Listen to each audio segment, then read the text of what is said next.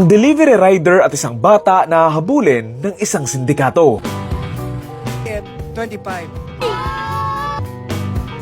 Lah, na-accept ko. Maako. Proof of delivery. Habulin mo! Kantinong ebidensya.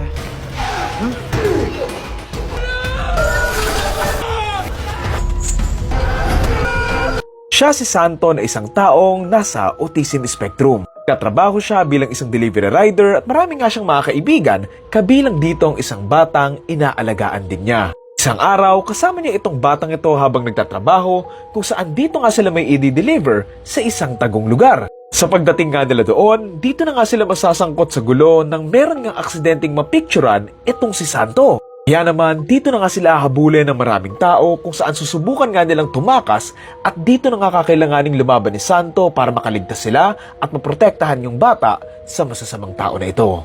Title ng movie, The Delivery Rider. Bilang fan ng mga trap survival action movies, papanoorin ko talaga to. Bagong action drama movie to ni Baron Geisler and I'm so excited for this kasi dati pa lang, tuwang-tuwa na ako kapag may mga fight scenes siya. Kasi nga, di ba, nagtatekwondo si Baron in real life eh. Pag nga si Ibong Adara na the movie, na nakikipaglaban siya, na nakikipag-taekwondo siya doon sa mga kalaban, ang astig kaya.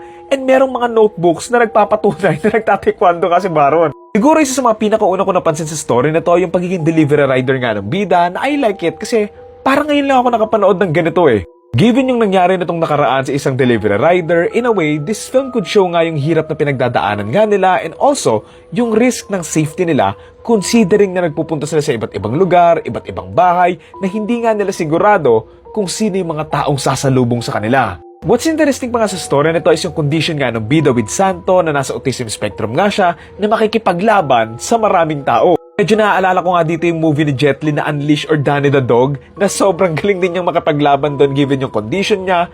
So yun, maganda rin yun, panoorin nyo. Ilatag na nga rin nila dito sa trailer na mas magaling nga sila mag-focus in everything and so if gugustuhin nga nilang mag-master ng pakikipaglaban, kaya nila on which ayun nga yung ipapakita nila dito kaya mas gagaling din talaga siya sa pakikipaglaban. Dagdag mo pang gusto nga rin talaga niyang iligtas yung batang kasama niya na hindi ako sigurado kung anak ba niya, pamangkin, or kaibigang bata lang. Ayun sa isang interview nga ni Baron, dinededicate nga daw niya yung performance niya nga dito para nga daw doon sa anak niya since na-diagnose din daw ito with mild ASD or Autism Spectrum Disorder nga.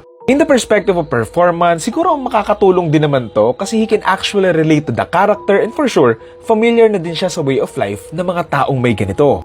By the way, meron pala siya ditong dalawang main na kalaban, si Jake Cuenca and yung isa pang lalaki na sila ata yung leader nga ng mga kalaban. I'm curious kung paano tatakbo yung story na to na isang buong movie, kung ano yung mga conflict na ipapasok nila mga ganon. Honestly, hindi ko nga maisip paano sila mapupunta sa scene na to eh. Pero sige, let's see na lang. So yan, again, ang title na to ay The Delivery Rider and abangan natin to on October 23.